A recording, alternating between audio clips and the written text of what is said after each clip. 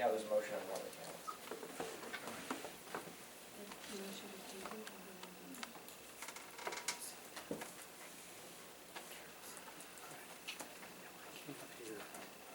Go ahead, I mean, again, I know that, you know, Sunshine Law requires you to do this. However, because you're in an open public forum, between the four of you, can you not have the 10 names and rank them 1 through 3, or top 3, and then bring it to the vote? Because let's face it, whoever you choose, you're going to have people like you, you're going to have people that hate you. You know that.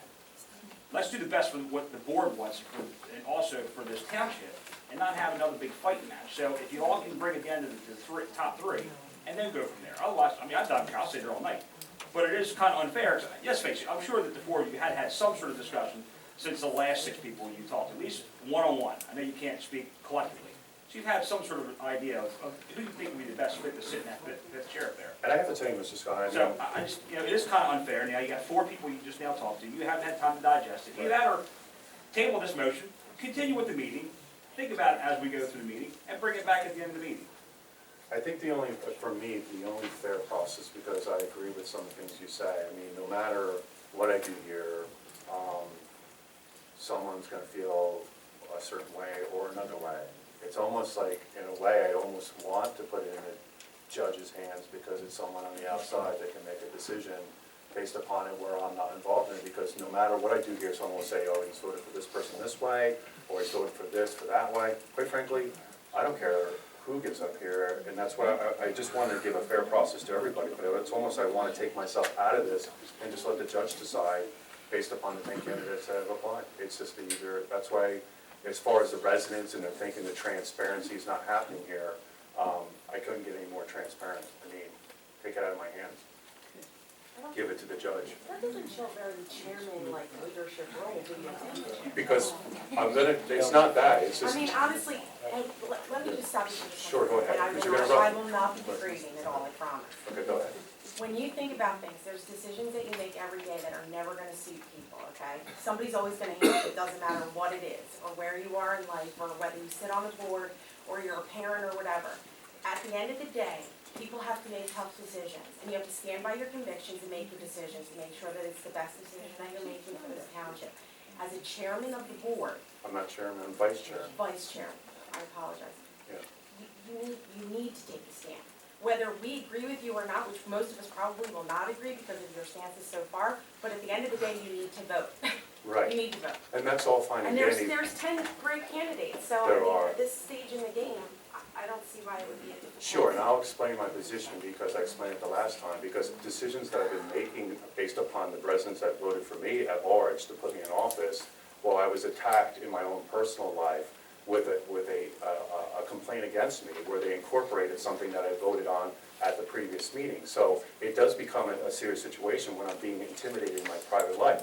That's why I'm trying to remove my stuff, because I haven't seen no crowds here in all the 10 years that I've been making the meetings from the get-go. All of a sudden, residents are coming in and they're just shooting from the hips based upon with not having a lot of information for making the meeting. So I don't want to be intimidated in my own life.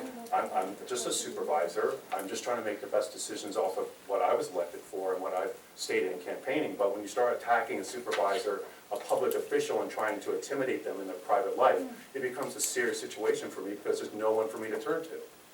Pennsylvania's ranked 4th or 5th in the level of corruption based upon convictions on elected officials, and it's pretty shady because it has like a letter grade of F. So it's a scary place to start making things because they start attacking your private life.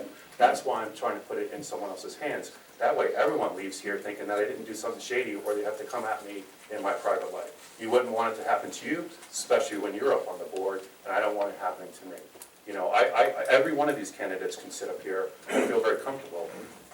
So, in fact, let me just see a show of hands. Who likes, just other residents here, who would like me to vote for Mr. Lambert tonight?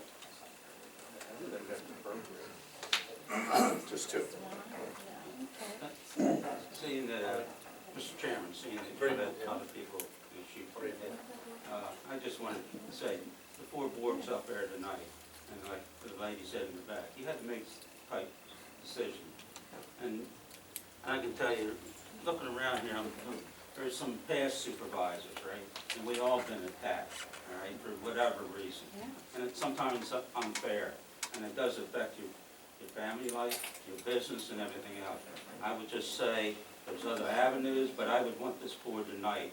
There was one motion, like the solicitor said, you'll have to either second that motion and take a vote on it in reference to the first gentleman that you made the motion on, Mr. Chairman. But I want this board tonight not to let this go on and on, all right? Yeah, all the people that was here the other night, and I've been to all the meetings for the last, you know that, but all the people aren't here tonight. You have the resumes up there. I happen to listen to all of them, and I ask questions. So I would want you to make a decision tonight. If you can't agree on that first candidate, somebody else, one of the four, will have to make a motion on another candidate. I think all 7 or 8 people will appreciate you making the decision. I don't think any of them would feel, you know, I'll just say it myself. If I wasn't chosen, all right, I have other avenues. I can get involved, like you said there, and we all know there's going to be a couple of supervisors up. If you're really concerned about this community and start coming to me and worry about the budget, you will get involved in it, even the ones that aren't chosen tonight. And like I said, I believe, even though me and Mr. Scott don't agree on everything, we do agree that all these candidates are great candidates and they would be a plus on the board. But I just want this board tonight to make the decision, all right? If it ends up to, I just say, I've been in enough meetings, I see 2-2, all right? And then if all of a sudden it has to go to the vacancy, and then you're throwing you're passing the football to that vacancy chairman. And you talk about somebody being on a chopping block, you know, that vacancy chairman is going to be on the chopping block, all right? And if all of a sudden he doesn't agree with, you know, or, you know, in this case he, and then it will go to Westchester. I don't want Judge Cody, she's the president judge over there. I don't want her to make the decision, because I didn't elect her. You know, I mean, she was elected county-wide, but we elect you to make that decision. So that's all I have to say. Thank you. Wouldn't it be impartial, though, by going to the judge? Seriously, I mean, within 15 days from now, the judge would make a decision by looking at the applications. That's how it's impartial to the board. It could take a month It could, I mean, but, with the judge, it depends on. I mean, the person's not being sworn in tonight anyway, and so it's. No, we have them sworn in at the next meeting. But it would be an impartial person looking at the applications and making a decision based upon that, and making a Well, decision. I believe that's our job here, is to, you know, we reviewed the resumes, we interviewed them. But it's a little bit different, because the residents decided that we should be up here based upon an election, and now. Well, this person will have to be elected to keep the position, if they want to keep it. Whereas we're deciding on who that person is to make the decisions past that point. That's all. One of the decisions we have to make, yeah. Does anybody else feel like it should go to the judge? If we can't agree on somebody, then yes, but the way the process is we have to do this first, so. We at least have to put them to a vote and see. You already have one vote, so. Right. Yes, we already have a vote called for, so. Do you want to think on more, Carol? Or vote?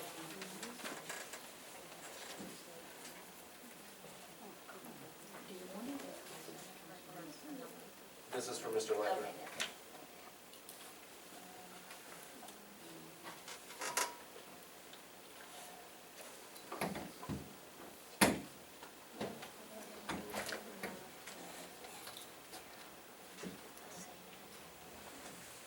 Okay, so it's 1 yay, 1 nay. Joe? Mike, what's the process on when we vote? Is it supposed to go straight down the table from chairman all the way down? There's no protocol set out in the Sacrifice Township Code, so it's really just, you know, there's obviously an established practice of chair, vice chair, and then down the line with people voting. But there's nothing to legally require one person to vote before. All right, I vote aye.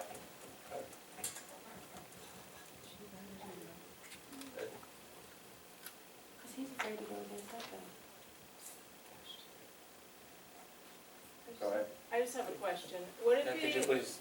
would it be at all okay to just name the other candidates that aren't here tonight, the people that weren't at the meeting last time? Or are they listed anywhere? Because I don't see that if they're. Yeah, I have them here. We have Separate Casaboon, Joel Grazzi, Gene Jones, Wes Maughan, and Richard Agatone, Thank you. and Andrew Marvel. So, None of which are here. They knew this was being voted, so I would have expected those other 6 to be here. one is Gene, one is here. Oh, yeah, okay, sorry.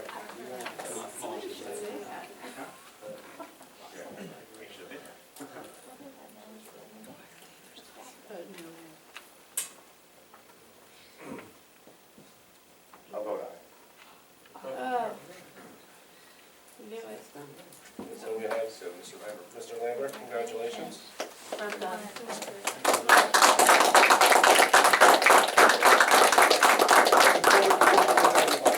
Forward to working with you as well. Again, I'd like to thank all the other candidates. I know we've all said it, but you were all very excellent candidates and gave your time, and I appreciate it. And again, feel free to help elsewhere or run next year. So, thank you very much. Just as policy protocol from here, there is a kind of a written oath of office that you've got to sign as well as present before a judge, district justice, or notary public. You have that here? I've got the oath of office here, yeah. We don't have to have sworn in here at the next meeting, or that's enough. He can be sworn in front of, he can be sworn in any front of any notary, district justice, or judge. Okay. Perfect. So if you could stay to the end of the meeting, we'll get that taken care of. All right? All right. Moving on, then solicitor report. We've got a number of legal actions to run through tonight. The first is for the Ridgecrest development. As you may be aware, the plans for this development is for phase 1 have already been approved by the board, most recently reaffirmed in 2014.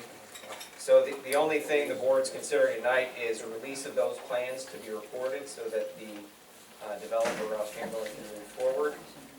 We've worked through with the developer's attorney as well as the developer and our engineers, all the various open kind of checklist items to go through, the development agreement, the financial security agreement, stormwater management agreement, there's a whole list of them. And there are 2 action items for you to consider to vote on tonight. First is, if you look to, we've got a proposed motion for consideration on page 6 of our memorandum. The first is to authorize the execution of the development agreement, financial security agreement, facade easement agreement, and stormwater management agreement for the development in the form that's presented by our office. Do you have a copy of these motions? I do, yes. Okay. So I'll make a motion that the township authorize the execution of the development agreement, financial security agreement, facade easement agreement, and stormwater management agreement for the Ridgecrest development in the form as presented by the township solicitor's office. Do I have a second? Second. Questions or comments on it? This is simply to record with the county. That's correct.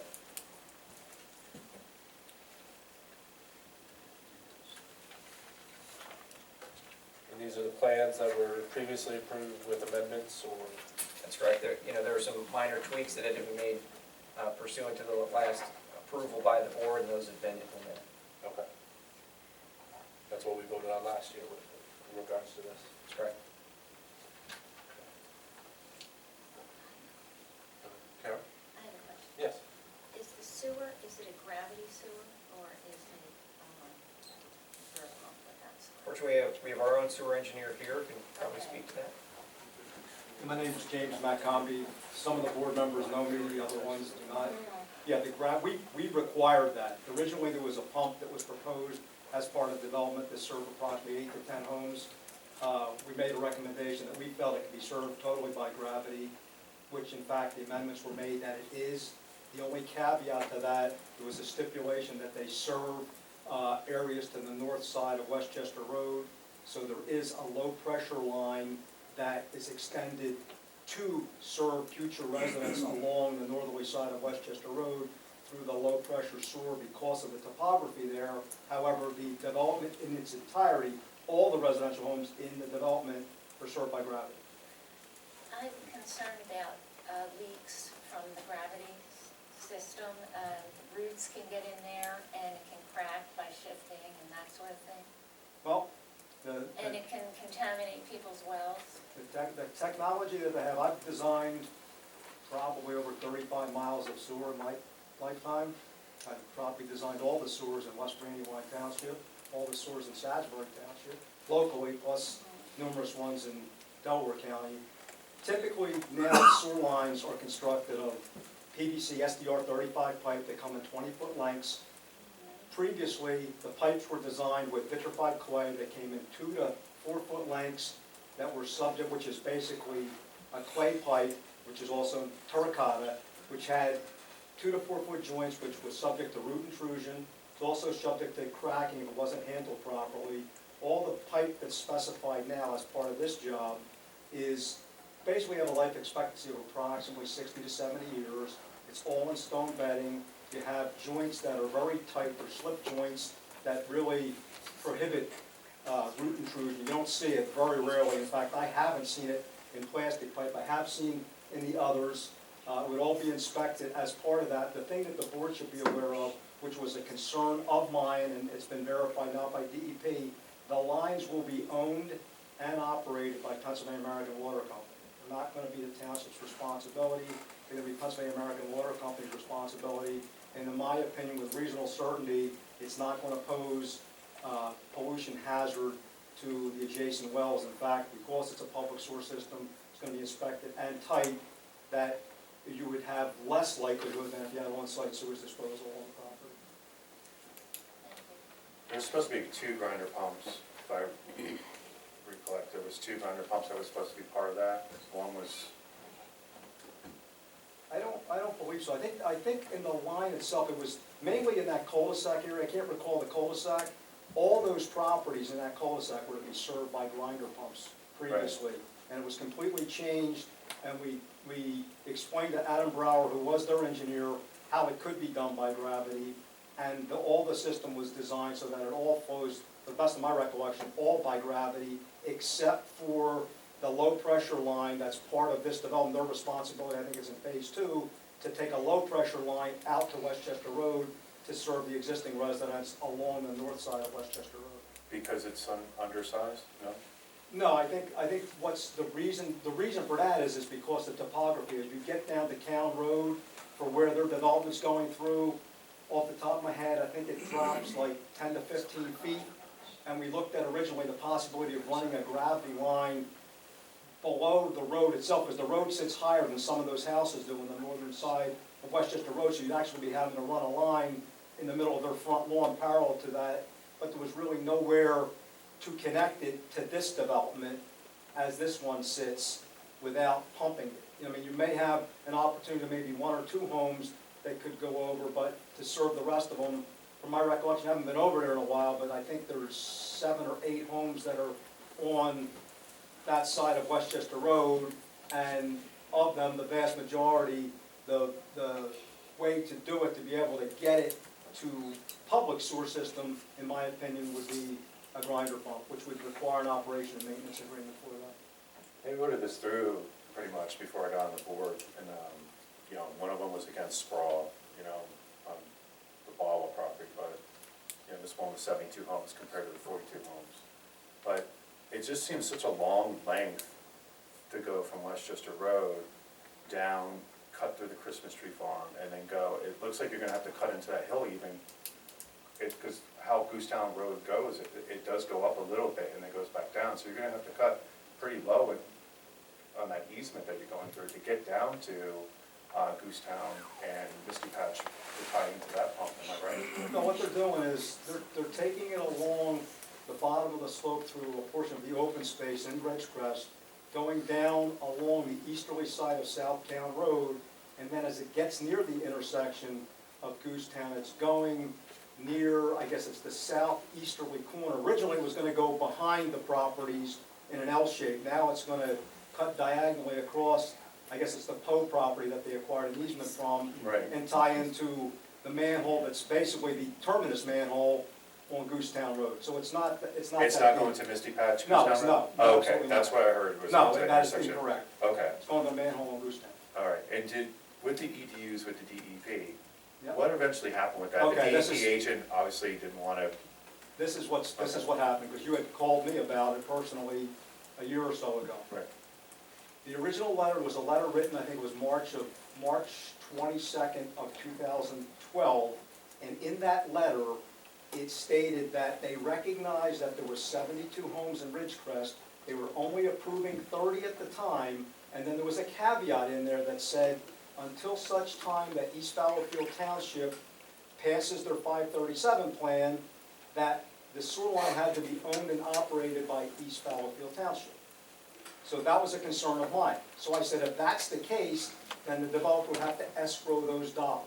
What has transpired, there was actually another letter written in August, I think it was August 15th of 2012, that showed a new CMP, a correction management plan, that has to be submitted quarterly by Pennsylvania American, that showed how they could attain the 72 units. So another letter was written by DEP in August of 2012, which I do have a copy of, which says the 72 units are recognized, they approved the connection management plan, so they have the ability to connect all 72 houses in. okay.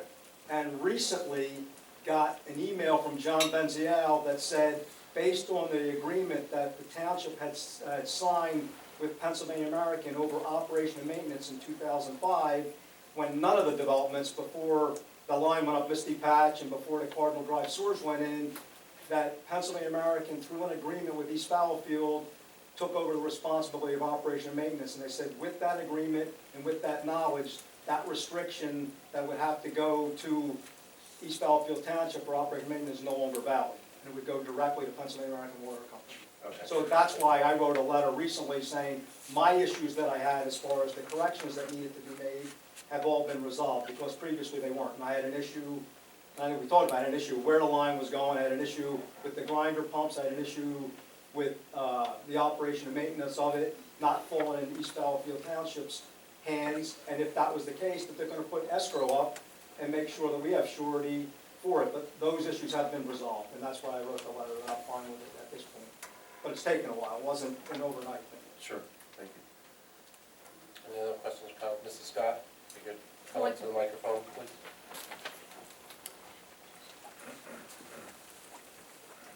Four issues on that. First, I would say, it's not, the motion is not even printed out, so the public doesn't know that there's gonna be a motion on it tonight. So how could the public come and address it? So I would tell you now, it's somewhat illegal. You didn't even print out that there's a motion. There's no requirement that the township print out the motions it's going to consider, just like it didn't, there's no obligation under the Second Class Township Code to do so. Ridgecrest is noted on the agenda. It was noted at the past two meetings that I've been at, the status of this. It's anticipated that all the agreements are going to be in final form for tonight, which they are. Okay, well, I disagree. I feel if you're gonna make a motion, it should be printed out, the people should see it, they know there's gonna be a motion on it. How do they know there's just discussion? I would just say you're discussing it. That this motion was coming was discussed at the past two board meetings. Well, then why in the heck didn't you say motion and spell it out? Well, I don't like it. Okay. And here we go, number one. What is the exact address of Ridgecrest Phase 1? Address? The address of Yeah. it? It's a uniform parcel identifier number. There's no street address. Well, I mean, what does it run next to? Westchester Road and South Callan Yes. Road? It's the Martin Farm. Yeah. Martin Farm, okay, good. That too, see, there's just not enough of transparency here. Okay, number two, who's the builder? Charles Kilgore. Was Mosher. Was Moser. Was Mosher and, oh, okay. And number three, what are the escrow amounts that you're gonna vote on? It's right in the agreement. It's about 1.3 million for the financial security, which has been approved by the township engineer. That's an estimate that's prepared by our township engineer, reviewed by him, in conjunction with the developer's engineer, as to all the public improvements that are associated with it. So next if you vote to approve that, next township meeting under escrow, will you have it spelled out? Ridgecrest Phase 1, balance 1.3 million? It's not an escrow in the sense that someone submits a whole chunk of money to the township. It's actually held by a third-party bank. Okay, And but then it's still an amount that we are liable for if they belly up. No, it's not. Well, then why in the heck do you do it? It requires a developer to put the money up in the bank, Yes. which the developer is doing pursuant to the agreement. Then, as they go through and start to complete the construction items, Yes. they've got a certified or engineer that they've done it. Our Right. engineer reviews it, make sure that the work has been done, and then it comes before the board to determine Right, and then the they release. determine Hold how on, much to excuse me. release. The release of that money for, Okay, I want to see that amount. I want to see that amount every month. How do I know? That's why I don't trust the figures in this township. Do we have escrow accounts that we can put on the financial report or not? I brought this up before. Well, then it's something we can look into. Yeah, that, we're financially Okay. liable. Because, okay, now, so, boy, I don't have any faith in this board at all. Okay, I got the address. Mr. McCombie's time, is that Paid by the developer. paid by the developer, paid by us first, or how does that work? Paid by the developer. So, all the time that he has been working on it, Correct. who sends him the bill? The township? township does. Okay. Alright. Okay, so McCombie creates a bill, he gives it to the township, and then you take it out of the escrow? No, the township forwards it to the developer, and the developer pays the bill. Okay. So you have also that figure going to? As it goes. Once his bill comes in. Bill hasn't come in yet. Okay, so it'll appear on the bill paid list that we paid McCombie. We don't pay them. The developer pays them for Okay, this so work. where does, how do we account for that? Okay, the money never comes in, it's just on paper that you bill the developer. The invoice is sent to the developer for payment. Right. Vance, I can Mr. answer what McCombie can clear that happens. up for you if you'd like. What happens is after we do the reviews, we submit a bill to East Fallowfield Township. East Fallowfield Township takes our invoice and sends it to the developer. The developer sends the money to the township, and until the township gets the money, we don't get reimbursed. Once the township receives the money from the developer, this board would vote to pay that invoice, so it would appear on an invoice, the amount of money that was billed, but it would be reimbursed through the developer, and they're not gonna pay me until they get the money from the developer. Well, again, that's questionable too, I find. You know, the budget is the main thing. That's the topic of everything. And I'm not here to help developers or anything to do with that. And yet you people are supposed to, so. Thank you. Any other questions or comments? Mr. Rhodes, come up to the mic, please. I just basically have a question in reference, not so much to escrow, because I will say, I know we have new office people, we have most of the new supervisors in the past, and I don't care what other township you have, we always had the reports of escrows, because we had a lot of developments in the township at one time, the Durban developments, we always had a lot of development.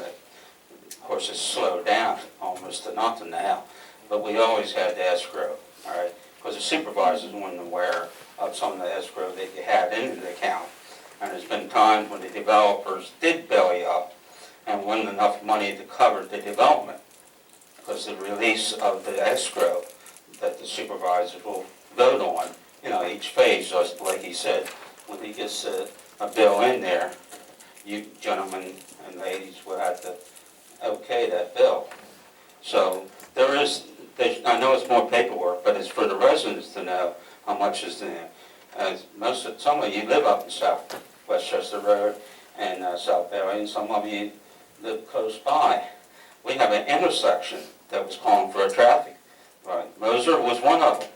And he told me, the time that he get any of that money, that one house, that one lot, he said, he can't sell that one lot. And Moser said that at a meeting, all right? So we are worried about that traffic light. It was supposed to have been a lot of money, because there was a lot of accidents, and the chief might not be aware of it, but there's a lot of accidents up on South Dairy and South Cowan Road. I know for a fact, my son was in a bad one. So I know there's a lot of accidents there. So that is a concern about developers coming in and selling it to other developments, or developers, and then we are caught with the money. Without going back to all the other developments where we did bail out with taxpayers' money,